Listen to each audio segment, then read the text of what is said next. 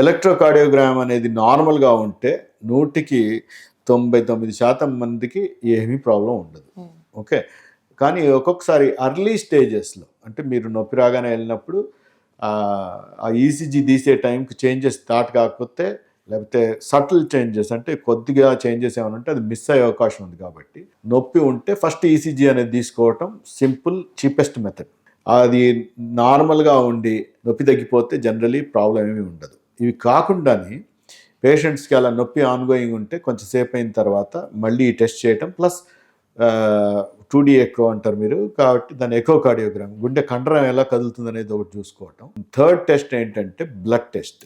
దీన్నే cardiac biomarkers అంటారు. అంటే గుండె కండరం పైన లోడ్ పడ్డప్పుడు అంటే బ్యాడ్ యాంజైనా అటాక్ లేదా అర్లీ హార్ట్ అటాక్ కానీ మేజర్ హార్ట్ అటాక్ కానీ దీంట్లో ఫస్ట్ 6 అవర్స్లో ఈ ఎంజైమ్ అనేది పెరుగుతుంది. ట్రోపోనిన్ అని ఒకటి ఉంటుంది. ముందర CKMB అని యూజ్ చేసేవాళ్ళు కానీ ఇది ఇప్పుడు ఇవాళ రేపు యూజ్ చేయట్లేదు. ఈ ట్రోపోనిన్తో 2 రకాలు ఉంటాయి, ట్రోపోనిన్ I, ట్రోపోనిన్ T అని.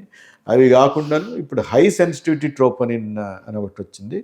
ఇది మీకు చాలా యాక్యురేట్గా రిజల్ట్ ఇస్తుంది. ఇది పాజిటివ్ వచ్చిందంటే ఈసీజీ నార్మల్ ఉన్నాను, స్మాల్ హార్ట్ అటాక్. ఈసీజీలో తేడాలు కనబడతాయి. ఒక్కొక్కసారి మేజర్ హార్ట్ అటాక్ ముందు లేకపోయినాను ఒక పావు గంటకు ఒకసారి మళ్ళీ రిపీట్ చేసినప్పుడు దాంట్లో ఒక సెగ్మెంట్ అంటే ST సెగ్మెంట్ అంటారు, అది ఎలివేట్ అవుతుంది. అంటే కొంచెం కింద బేస్ లైన్ నుండి అది పెరగటం మొదలవుతుంది. మీ కార్డియాలజిస్ట్ కానీ ఎమర్జెన్సీ డాక్టర్లు చాలా మందిని ఈజీగా ఐడెంటిఫై చేస్తారు. అది వచ్చినప్పుడు అది మేజర్ హార్ట్ అటాక్, అది ఎమర్జెన్సీ. అలాంటప్పుడు మనకు ట్రీట్మెంట్ అర్జెంట్గా చేసుకోవాలి.